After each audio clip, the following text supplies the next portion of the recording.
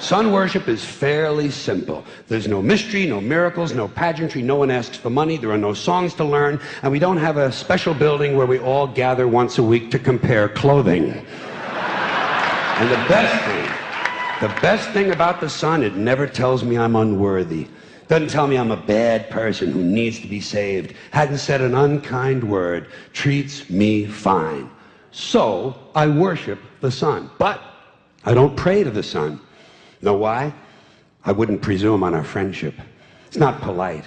I've often thought people treat God rather rudely, don't you? Asking trillions and trillions of prayers every day, asking and pleading and begging for favors. Do this, give me that, I need a new car, I want a better job. And most of this praying takes place on Sunday, his day off. It's not nice, and it's no way to treat a friend. But people do pray, and they pray for a lot of different things. You know, your sister needs an operation on her crotch. Your brother was arrested for defecating in a mall. But most of all, you'd really like to fuck that hot little redhead down at the convenience store. You know, the one with the eye patch and the club foot, huh?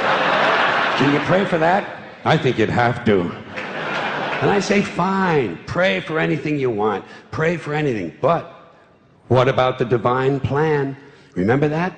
The divine plan. Long time ago, God made a divine plan. Gave it a lot of thought, decided it was a good plan, put it into practice. And for billions and billions of years, the divine plan has been doing just fine.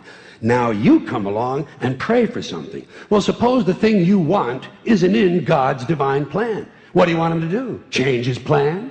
Just for you? Doesn't it seem a little arrogant? It's a divine plan. What's the use of being God if every rundown schmuck with a $2 prayer book can come along and fuck up your plan? And here's something else, another problem you might have. Suppose your prayers aren't answered. What do you say? Well, it's God's will. Thy will be done.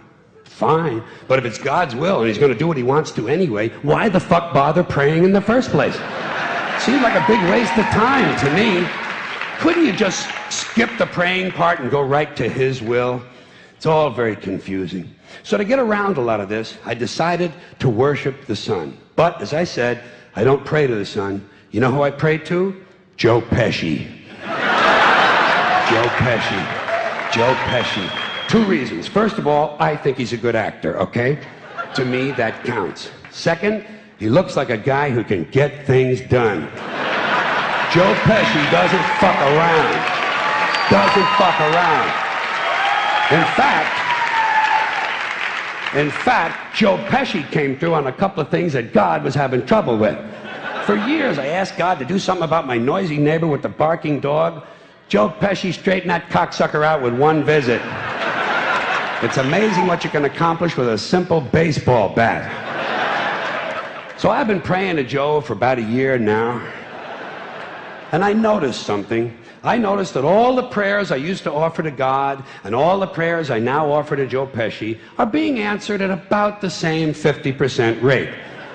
Half the time I get what I want, half the time I don't. Same as God, 50-50. Same as the 4-leaf clover and the horseshoe, the wishing well and the rabbit's foot. Same as the mojo man. Same as the voodoo lady who tells you your fortune by squeezing the goat's testicles. It's all the same, 50-50. So just pick your superstition, sit back, make a wish, and enjoy yourself. And for those of you who look to the Bible for moral lessons and literary qualities, I might suggest a couple of other stories for you. You might want to look at The 3 Little Pigs. That's a good one. Has a nice, happy ending. I'm sure you'll like that. Then there's Little Red Riding Hood, although it does have that X-rated part where the big bad wolf actually eats the grandmother, which I didn't care for, by the way. And finally, I've often always drawn a great deal of moral comfort from Humpty Dumpty. The part I like the best, all the king's horses and all the king's men couldn't put Humpty Dumpty back together again.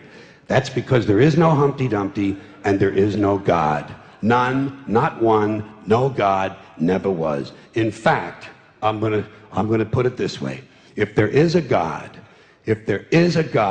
may he strike this audience dead.